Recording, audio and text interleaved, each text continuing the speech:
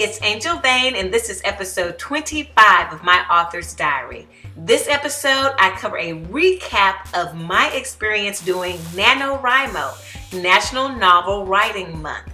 That is for the whole month of November. Thousands and thousands and thousands of writers come together and they all commit to the goal of trying to write 50,000 words in 30 days in the month of November. And I am so excited to tell you guys that I met my goal.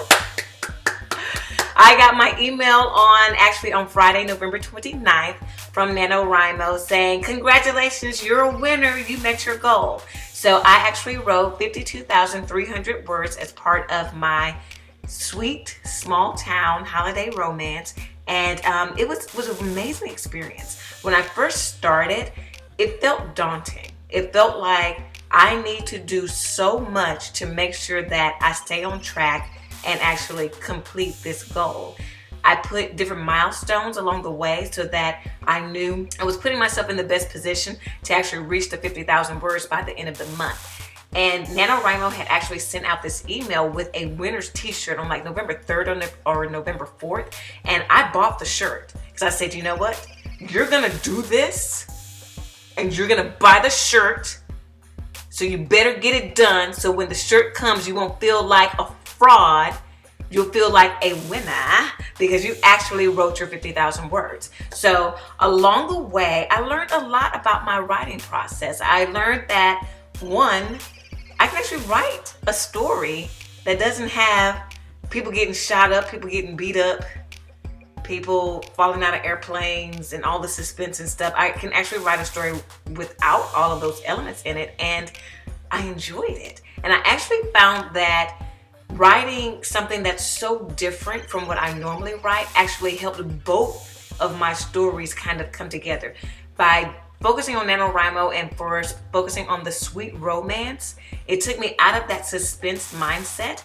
And the few times during the month where I actually looked back at the novel that I just finished, which is the sequel to The Accidental Hero, a romantic suspense story, which I call crime thrillers for women, it actually showed me some things that I wanted to change and do differently because I was actually taking myself out of that type of thought process in that world, doing something different. And so it helped me to kind of like in the background marinate on some things and point out some things that I actually want to change about my story. So things that are going to make it so much better. And I love making my story better. The other thing that I realized as I was going through NaNoWrimo was that once I got into the flow of things, it was easier than what I thought it was going to be. I actually turned myself into a morning person, which I'm so shocked. But I was actually getting up before I went to the day job and writing for about an hour before I left for work.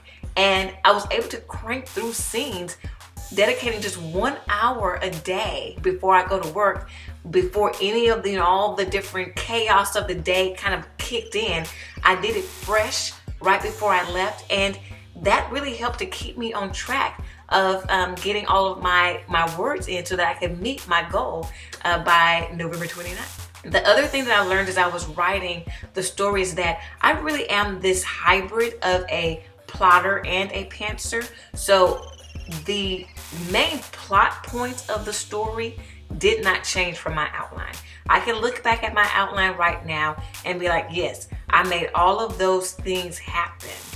What I find is that the character motivation, their backstory, and why they were doing the plot points that I wrote out, that morphed and changed on me the more I wrote and the more I got to know those characters and the more that the characters started to speak to me. And you know how when the characters start to speak to you, you know, they just take off with the story, right? They're like, oh, yeah, that I'm going to do that, but you thought this was why I was going to do that?